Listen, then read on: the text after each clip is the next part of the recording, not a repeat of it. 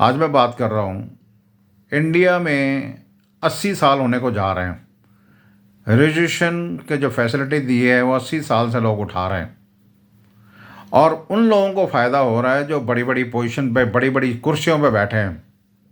उन्हीं के बच्चे, उन्हीं के परिवार के मेंबर टॉप पोजीशन पे जाते हैं। गरीब लोगों को इसका फ़ायदा नहीं होता। नेताओं को फ़ायदा होता है, नेताओं ने अपने फ़ायदे के लिए सब बनाया हुआ है।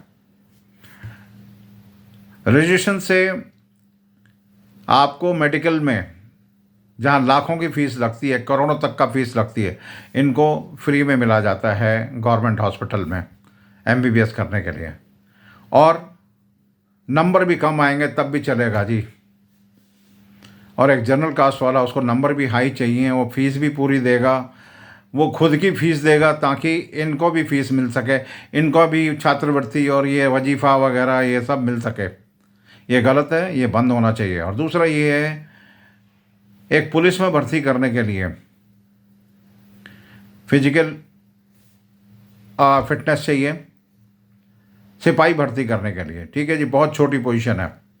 फिजिकल फिटनेस चाहिए उसको, दौड़ना, भागना, ऊंची कूद, लंबी कूद, है ना, और फिजिकल बिल्कुल सही चाहिए। पर एक सिविल सर्वेंट बनने के लिए वो फिजिकल है, हैंडीकैप है तो भी चलेगा, अगर वो ब्लाइंड है तो भी चलेगा। भाई क्यों? जब आप एक सिपाही को उसकी फिजिकल एबिलिटी के बेस पे आप हाइट कम है तब नहीं लेते, या थोड़ा कोई उसमें कमी है नहीं लेते। लेकिन डिस्ट्रिक्ट को चलाने के लिए आपको, चाहे वो ब्लाइंड हो चाहे वो हैंडीकैप हो, उसको आप हाथ में दे देते हो। जो खुद को हैंडल नहीं कर सकता, खुद को कंट्रोल नहीं कर सकता, उसको डिस्ट्रिक्ट कंट्रोल करने के लिए देते हो। और इन पॉलिसीज़ के ऊपर बदलाव की ज़रूरत है और रजिस्ट्रेशन को एबॉलिश करना चाहिए। चाहे वो SC/ST एक्ट हो, इसको भी एबॉलिश करना चाहिए। और किसी भी प्रकार का रजिस्ट्रेशन गवर्नमेंट में नहीं होना चाहिए। अगर गवर्नमेंट में रजिस्ट्रेशन होगा तो आपको क्वालिटी नहीं मिलेगी। अगर एजुकेशन में, उड़ीसा में मैं देख रहा था, 90 नंबर वाले का सिलेक्शन नहीं हुआ, 11 वाले का, SC/ST कैटेगरी वाले का सिलेक्शन हो गया। भाई क्यों? वो क्या पढ़ाएगा?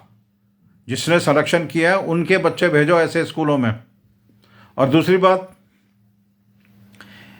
ये बड़ी बड़ी पोजीशन पे बैठे हैं और हेल्थ केयर खास करके जहाँ पे डॉक्टर नर्सेज होती हैं, वहाँ पे भी मेरिट का चक्कर है। अगर आप रिजर्व कैटेगरी से, तो आप कोई भी नंबर लाओ, आप डॉक्टर बन जाएंगे, आप नर्स बन जाएंगे। और मैंने कई हॉस्पिटल में, गवर्नमेंट में देखा है, लोगों को ड्रिप लगानी नहीं आती और ब्लड सैंपल लेना नहीं आता, वो नर्स लगे हुए हैं ये। और उसके बाद में फर्जीवाड़ा अलग से, पूरी गवर्नमेंट की जॉब में फर्जीवाड़ा है। 1990 तक, 95 तक RPSC में वैकेंसियां नहीं निकलती थी 4-4, 5-5 साल RS की। वो इसलिए नहीं निकलती थी क्योंकि उनकी सेटिंग नहीं होती थी। जब तक सेटिंग नहीं होएगी, बंदे नहीं आ जाएंगे उनकी सेटिंग के, जिससे उनका करप्शन से पैसा बने, तब तक वो विज्ञापन नहीं निकालते थे, एडवर्टाइजमेंट नहीं निकालते थे। RPSC की मैं बता रहा हूँ। और कई बार ऐसा होता था, मैंने भी RPSC का पेपर दिया है, RS का 200 नंबर का पेपर होता था, एक ही पेपर होता था, और मेरा नंबर आना चाहिए था 200 में से मेरे कम से कम 180 नंबर आने चाहिए थे। उस टाइम मैं IAS की तैयारी कर रहा था, मेरा नंबर नहीं आया। और जब मैं पूछने गया, क्योंकि मेरे पीछे बैकिंग नहीं थी, मुझे वहाँ पे जो उनके फौकीदार थे, भगा दिया। मैं कितनी उम्र होगा? 25 साल का हूँगा।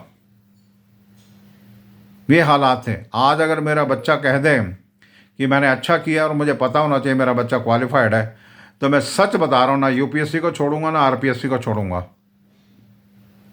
आई know how to handle them. तो इसलिए क्वालिटी के ऊपर जोर दो। रजिस्ट्रेशन, PH और EWS ये सब खत्म होना चाहिए, क्योंकि जिनको फ़ायदा मिलना चाहिए उनको नहीं मिल रहा, उनको फ़ायदा मिलना चाहिए ऑलरेडी जो बड़ी बड़ी कुर्सियों में बैठे हैं, डिस्ट्रिक्ट संभाल के बैठे हैं, उनको मिल रहा है, उनके परिवार वालों को मिल रहा है। और वो कैसे यार सब मेरिट में आ जाते हैं, मुझे ये समझ में नहीं आता, कैसे मेरिट में पहुंच जाते हैं सारे। यानी कि कुछ जिगजैग जरूर है इंटरव्यू में, कुछ ऐसी जिगजैग होती है, क्योंकि आप लिखित में कोई भी ले आओ नंबर रिटन टेस्ट में, लेकिन फाइनल जो मेरिट बनती है आपकी इंटरव्यू पे बनती है जी। इंटरव्यू बोर्ड जो डिसाइड करता है वही होता है। इंटरव्यू बोर्ड में कौन होते हैं आपको सब बोलने की ज़रूरत नहीं है, सब जानते हैं आप।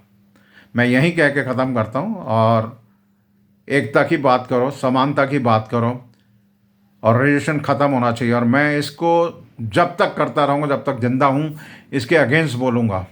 किसी भी प्रकार का रिजर्वेशन नहीं होना चाहिए, ना गवर्नमेंट जॉब में, ना पॉलिटिक्स में। ये वोट की राजनीति है। वोट के लिए इन्होंने SC ST और रिजर्वेशन चालू किया है, EWS और PH बनाया है। ठीक है जी, सावधान रहिए और आवाज़ करिए ताकि इसको बंद किया जा सके और जो ज़रूरतमंद है उनको फ़ायदा मिल सके। रिजर्वेशन हर प्रकार का बंद होना चाहिए इंडिया में। ये वोट पॉलिटिक्स है, जो भी पार्टी आएगी वो करेगी। ठीक है जी, ये जनता के लिए नहीं, इनको वोट चाहिए होते हैं। सावधान रहिए, सचेत रहिए, अपने हकों की बात करिए। धन्यवाद।